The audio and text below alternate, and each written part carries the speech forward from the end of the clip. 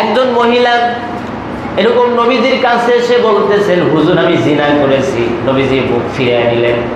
মানে এত মারাত্মক গুনাহ জিনা, দুনিয়াতে যত পাপ আছে এই পাপগুলোর জন্য এতটা আযাব আর গজবের কথা বলা হয় নাই। কেউ যদি বিবাহিত অবস্থায় জিনা করে, দুনিয়ার কোনো আইন, দুনিয়ার কোনো আদালত তাকে বাঁচাতে পারবে না। এত মারাত্মক শাস্তি আল্লাহ পাক এর জন্য নির্ধারণ করেছেন। কেউ যদি জিনা করে তাহলে হাজার হাজার মানুষ চতুর্দিকে দাঁড়াবে, মাঝখানে তাকে কোমর পর্যন্ত গেড়ে চতুর্দিক থেকে বড় বড় পাথর নিক্ষেপ করবে, রক্তগুলো নাক কান দিয়ে পড়বে, মানুষেরা দেখবে। এত কঠিন মৃত্যু, এত কঠিন আযাব, এত কঠিন শাস্তি অন্য কোনো ব্যাপারে বলা হয় নাই, জিনার ব্যাপারে যেটা বলা হয়েছে।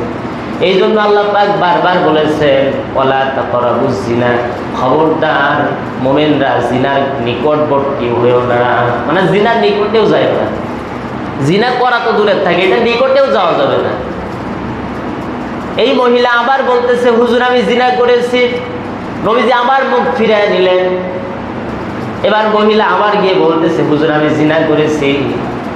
নবীজি সাহাবাদেরকে অর্ডার করলেন, যেহেতু জিনা করার পর আমার কাছে এসেছে শাস্তি নেওয়ার জন্য। মহিলা বলতেছে, হুজুর আপনার আদালতে কোরআন সুন্নাহ অনুযায়ী যে শাস্তি হয় সেই শাস্তি আমাকে দেন।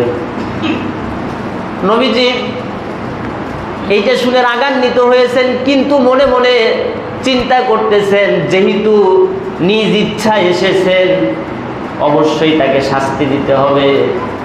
নবীজির কাছে যদি কোনো বিচার আসতো, জিনার কোনো বিচার আসলে জিনাকারকে একটু রাগান্বিত হতেন, যেইটা কেন করবে, মানে এইটাতে এতটাই মারাত্মক। নবীজি ব্যবস্থা করলেন, তাকে কোমর পর্যন্ত গেড়ে দিলেন। নবীজি তো আর মাফ করে দেওয়ার মালিক না যে আসছে তাহলে আমি মাফ করে দেই, এমন হবে না। ইসলামী আইন এমন না।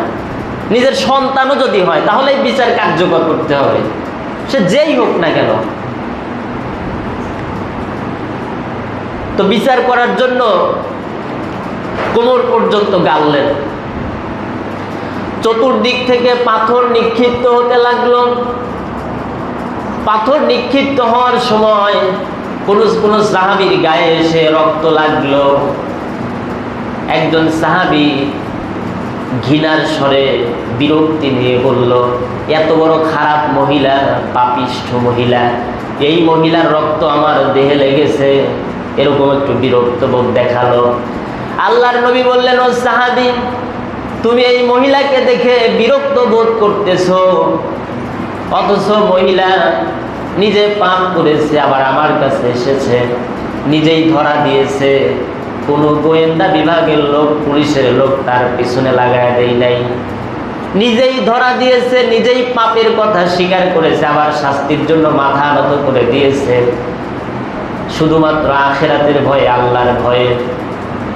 তুমি তাকে দেখে বিরক্ত বোধ করতেছ, অথচ আল্লাহ পাক এই মহিলার তওবাকে এত সুন্দরভাবে কবুল করেছেন। যদি এই মহিলার তওবাকে যদি ভাগ করে গোটা পৃথিবীর সমস্ত পাপীদের মাঝে বন্টন করে দেয়া হয়, তাহলে সমস্ত পাপীদের গুনাহগুলো মাপের জন্য যথেষ্ট হয়ে যাবে।